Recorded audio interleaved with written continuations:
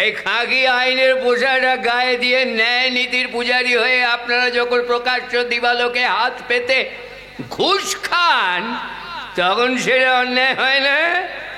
আমি একটু মদ খাচ্ছি বলে অন্যায় হয়ে গেল? শিবু, দেখুন দেখুন দেখুন স্যার, থানার ভিতরেও হাতে মদের বোতল দিয়ে মদ খাচ্ছে। তুমি খেতে বাধ্য করেছো ভাই।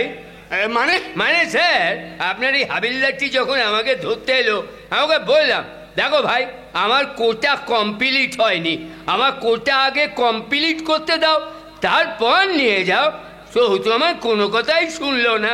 কোটা কমপ্লিট? হ্যাঁ স্যার, শুধু আমি কেন, ডাক্তার থেকে মন্ত্রী যাদেরই কোটা কমপ্লিট হয়ে যাচ্ছে সোজা জেলে চলে যাচ্ছে। তো ও তো আমাকে কমপ্লিট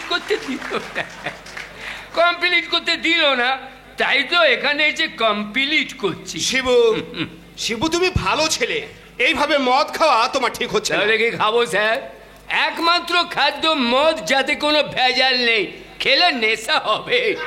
বাকি সব খাবারই তো ভেজাল স্যার। শিবু, সবজির গায়ে রং মাখাচ্ছে, চালে কাঁকড় মেশাচ্ছে, নকল ডিম এ বাজারে এসে গেছে, মাছে বরফ, জল থেকে ভাসে মাছ টাটকা বলে চালাচ্ছে, দুধে চকের গুঁড়ো মেশাচ্ছে।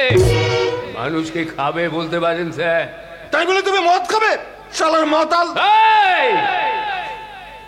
আমাকে মাতাল বলবে না, আমরা মাতাল নই। মাতাল নও? না স্যার, আমরা হলাম অর্থমন্ত্রী। অর্থমন্ত্রী?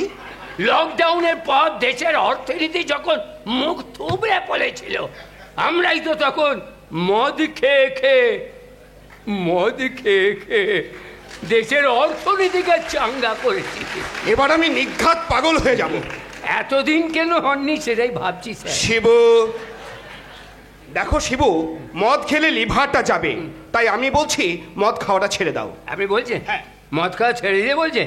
আচ্ছা ঠিক আছে, আপনি শ্রদ্ধেয় মানুষ, আপনি যখন বলছেন আমি মদ খাওয়া ছেড়ে দিচ্ছি।